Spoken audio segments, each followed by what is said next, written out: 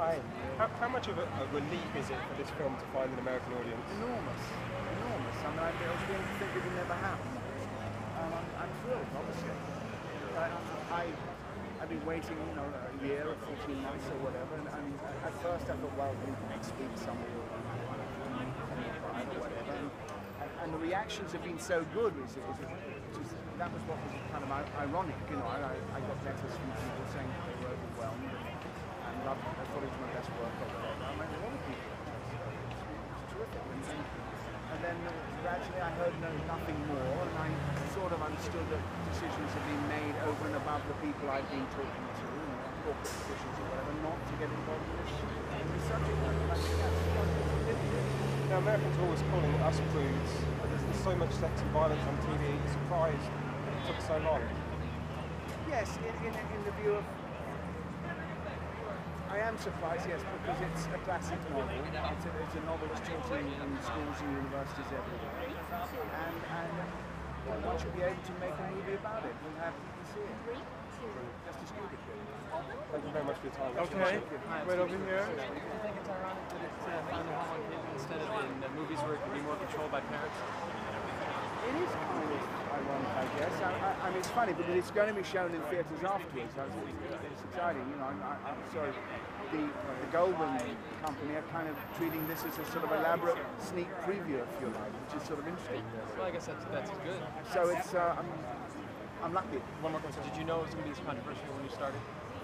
I knew it would be, but not this much so. I think that the climate in the country has changed considerably in the last 5 years. I really do. Do you think that's partly due to our president?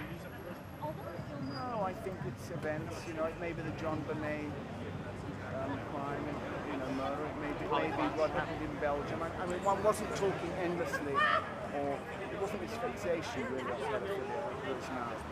Thank you. Sir. She's got one question, then we got to bring you into the Hi. Can you tell me what can your audience expect from your version of Lolita? Well, something a film that's faithful to the novel. That's my whole reason. Oh, that's fast. My whole reason for doing the film was because I love the novel. I just wanted to do something that reflected it. I didn't want to do a remake of Kubrick's movie, because however much you love that movie, it's really not a lot to do with the novel. So that's what I wanted to do, really, just make a movie of his book. And finally, it's here, thanks to the Showtime contingency. It is, absolutely. Yeah. Okay, let's go let people see it. Absolutely. Thank you. Thank you. Pleasure. So we are at Getty Asylum. We are Tonight. Yeah. Mr. Lyne, this is finally going to be seen. Absolutely thrilled, yes. It's been a long while. Yes, I've been waiting with bated breath, and I'm thrilled now because it's also going to be released on in theatres as well after the movies come out on Showtime. So I'm very excited for both reasons. It's an interesting. It usually doesn't happen that way. Yes, it's funny. I was talking to Jeff Lipsky of the Goldwyn company, Sam Goldwyn company, and he was saying he's going to treat it as a kind of elaborate sneak preview. You know, the projection on television. So I'm very excited. It must have been hard for you as a filmmaker. I mean, you put a lot of effort into this classic, really good story that's been seen before as a film, and you know, has been respected, and the response that people gave you was just, I mean, really... The response was fabulous, yes. I mean, they wrote me letters and stuff like that. So at the beginning I thought, well, my God, someone's going to pick it up next week or the following week or whatever. But then gradually I realized that there's surrounding the subject matter, there's a kind of a fear. People, you know, were taking corporate decisions not to get involved in it, you know, and were going above the people who had said that they wanted the movie. And I think that's a pity, you know. You should be able to make movies about contentious subjects. You should be able to, you know, the idea of sweeping them under the carpet and pretending that they don't exist is just silly. You know? You should be able to argue and discuss and that's healthy. And a good film will trigger that discussion. Well, absolutely, yes, as a novel will. So I think it's kind of a little bit about an unhealthy state of affairs that we're in. A little bit maybe like it was in the 50s when Kubrick was doing his movies. Not dissimilar, I think. So you don't think necessarily that society being too hypersensitive about these kind of issues? Well, I think that this movie would have come out very easily in the 80s, in the 70s, but I think that now, I'm not sure whether Martin Scorsese, for example, could make Taxi Driver. I don't think he probably could now. or maybe Rambling Rose, you know, the Martha Coolidge movie. I'm not sure that that could be made either. What's the one thing that you hope people take from this film when they see it?